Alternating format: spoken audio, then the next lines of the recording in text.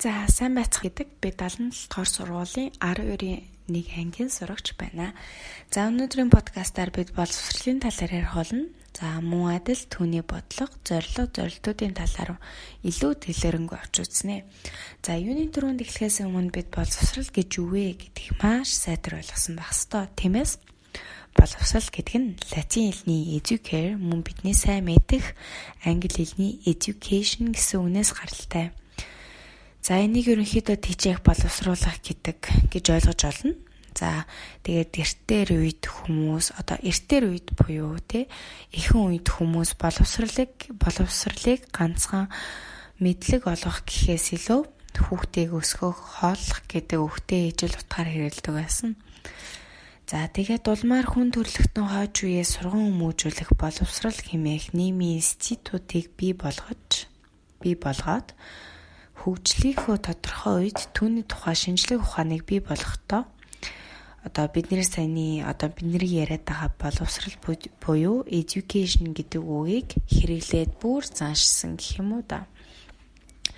За тэгээд боловсрол гэдгийг уламжлалт, өөрөөр хэлбэл дээр үед хүмүүс хүн төрөлхтний бүтээсэн соёлын үеийг ахмад үеэс хойч үедээ дамжуулах үйл явц гэдэг утгаар ойлгож ирсэн. Харин тэгээд өнөөгийн үед өөрөөр хэлбэл бидний амьдарч буй нийгэмд боловсролыг ганцхан шинжлэх ухаан нь түүний зөвхөн боловсрол мэдлэг олгох талаас нь биш, харин боловсрол бол бие хүн төлөвшөх процесс. Түүний үр дүн буюу бие хүний эзэмшсэн мэдлэг чадвар амьдрах ерөнхий арга чадварын цогц гэдэг утгаар нь авч үздэг болсон.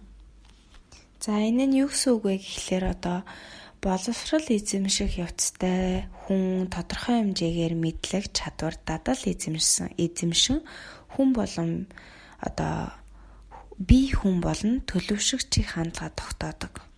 За өөрөөр хэлбэл амьдрал, үйл ажиллагааны янз бүрийн асуудлыг шийдвэрлэх туршлага хоригдолж байдаг. Өөрөөр хэлбэл ирээдүйд амьдралд хэрэгтэй бүхий л юмыг багаар өөртөө хоригдлуулж байдаг гэсэн үг.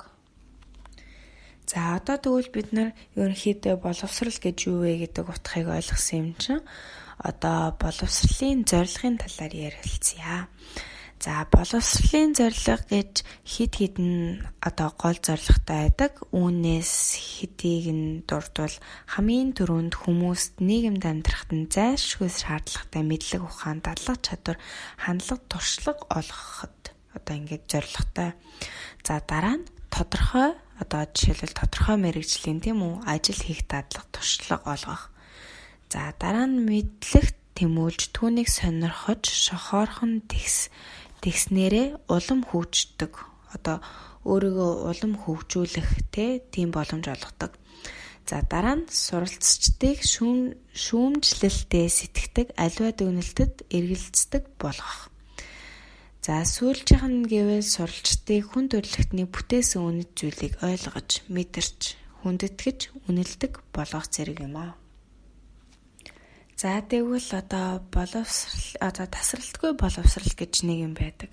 За тасралтгүй боловсрал гэдэг нь юу вэ гэхлээр хүн хэрэгцээтэй боловсралаа олж түүнийг ахиулах улам өөрөө сонирхоод цаашаа ахиулах тутамд боловсролын дараагийн хэрэгцээ бий болдог. За энэ нь болохоор тасралтгүй боловсролын үзэл санаа гэсэн үг. За тэгээд ЮНЕСКОгийн баримтлалаар тасралтгүй боловсролыг бас 3D хэсгээс тогтно гэж үздэг. За тэр 3 хэсэг нь болохоор нэгт албанд боловсролын тогтолцоо буюу formal гэж англиар хэлдэг. Хоёрт албан бус боловсролын тогтолцоо no formal. За харин гуравт амьдралд орчноос олох боловсролын тогтолцоо. За энэ гурвыг тус нь тайлбарлавал хамгийн түрүүнд албан боловсролын тогтолцоо гэдэг нь хүүхдийн цэцэрлэгээс бага, дунд, мэргэжлийн ба дээд боловсролыг багтаадаг. За албан бус боловсролын тогтолцоо гэдэг нь дээрх бүх боловсролын шатны болон түүнээс өргөн агуулгыг сургуулиас гадуурх өргөн сургалтын хэлбэрүүдийг багтаана. Үүнд хүн амын бичиг үсгийн боловсролын түвшинг дээшлүүлэх.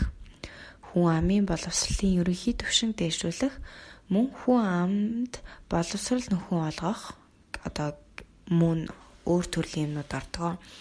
За харин амьдралд орчноос олох боловсролын тогтолцоо дотор дээрх саяны 2 дурдсан тийм үү, хэлбэрт ороогүй мэдээллийн хэрэгсэл, соёлын байгууллага, төрийн бус байгууллагын үйл ажиллагаа зэрэг хүмүүсийн боловсролыг ахиулах нийгмийн бүхий л оролцоог авч үздэг. За үүнд мэдээллийн хэрэгслээр боловсрол эзэмших, бие дааж суралцах, амьдрал, үйл ажиллагааны явцад боловсрол олох, гэр бүлийн орчноос боловсрол олох. За энэ нь жишээлбэл тухайн хүн гэрээсээ өөрөө ингээд суралцах боломж, эсвэл гэр бүлээсээ сурах гэсэн утгатай. За тэгээд эцсийн дүгнэлт гэвэл боловсрол гэдэг бол зайлшгүй хүн бүрт хэрэгтэй зүйл. Тэгээд боловсролыг ямар ч аргаар ингээд эзэмших боломжтой гэрийн нөхцөлд, сургуулийн нөхцөлд, гэр бүлийн нөхцөлд гэх мэтэр маш олон тийм үү арга байгаа. За баярлалаа.